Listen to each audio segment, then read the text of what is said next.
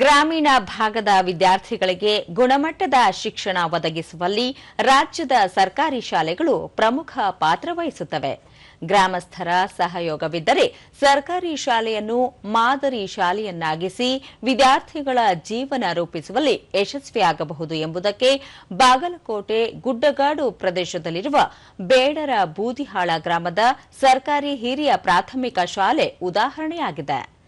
ಕಲಿಕೆಯ ಜೊತೆಗೆ ತೋಟಗಾರಿಕೆ ಹಾಗೂ ಇತರ ಪರಿಸರ ಸ್ನೇಹಿ ಚಟುವಟಿಕೆಗಳನ್ನು ಕೈಗೊಳ್ಳುವ ಮೂಲಕ ಶಾಲೆಯ ಮೂಲಸೌಕರ್ಯ ಅಭಿವೃದ್ಧಿಯ ಜೊತೆಗೆ ವಿದ್ಯಾರ್ಥಿಗಳ ಸೃಜನಶೀಲತೆಯ ವೃದ್ಧಿಗೂ ಅಡಿಪಾಯ ಹಾಕಲಾಗಿದೆ. ಶಾಲೆಯ ಆವರಣದಲ್ಲಿರುವ ಹಸಿರು ತೋಟ, ನಲಿ ಕಲಿ ಕೊಠಡಿ, ಪಠ್ಯಕ್ರಮದ ಜೊತೆಗೆ ಕೃಷಿಯ ಪಾಠ ಇವೆಲ್ಲವೂ ಬೇಡರ ಬೂದಿಹಾಳ ಸರ್ಕಾರಿ ಶಾಲೆಯ ಆಕರ್ಷಣೆಯ ಪ್ರಮುಖ ಕೇಂದ್ರವಾಗಿದೆ. ಶಾಲಾ ಎಸ್ಡಿಎಂಸಿ ಸಮಿತಿಯ ಸದಸ್ಯರು, ಶಿಕ್ಷಕರು ಹಾಗೂ ವಿದ್ಯಾರ್ಥಿಗಳು ಜೊತೆಗೂಡಿ ಶಾಲಾ ಆವರಣದಲ್ಲೇ ತೋಟಗಾರಿಕೆ ಚಟುವಟಿಕೆಗಳಲ್ಲಿ ತೊಡಗಿಸಿಕೊಂಡಿದ್ದಾರೆ. ಬಿಡುವಿನ ಅವಧಿಯಲ್ಲಿ ಸ್ವಚ್ಛತಾ ಕಾರ್ಯಗಳಿಗೂ ಆದ್ಯತೆ ನೀಡಲಾಗುತ್ತಿದ್ದು ಶಾಲಾ ಕೊಠಡಿಗಳನ್ನು ಸ್ವಚ್ಛವಾಗಿರಿಸಿಕೊಳ್ಳಲಾಗಿದೆ. ಶಾಲೆಯ ಮುಂಭಾಗದಲ್ಲಿ ಕಾಂಕ್ರೀಟ್ ಪಾದಚಾರಿ ರಸ್ತೆಯನ್ನು ಅಭಿವೃದ್ಧಿಪಡಿಸಲಾಗಿದೆ.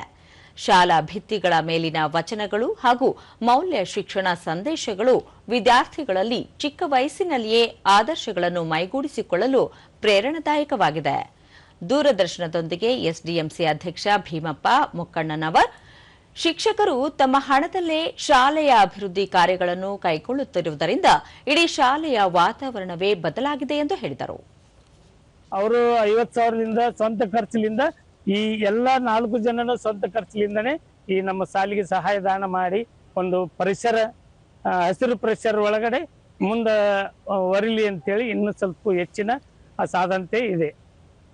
ಗ್ರಾಮ ಪಂಚಾಯಿತಿ ಸದಸ್ಯ ನಿಂಗಪ್ಪ ನೀರಲಗಿ, ಖಾಸಗಿ ಶಾಲೆಯಂತೆ ಸರ್ಕಾರಿ ಶಾಲೆಯನ್ನು ಮಾದರಿ ಶಾಲೆಯನ್ನಾಗಿ ಪರಿವರ್ತಿಸಲಾಗಿದೆ ಎಂದರು.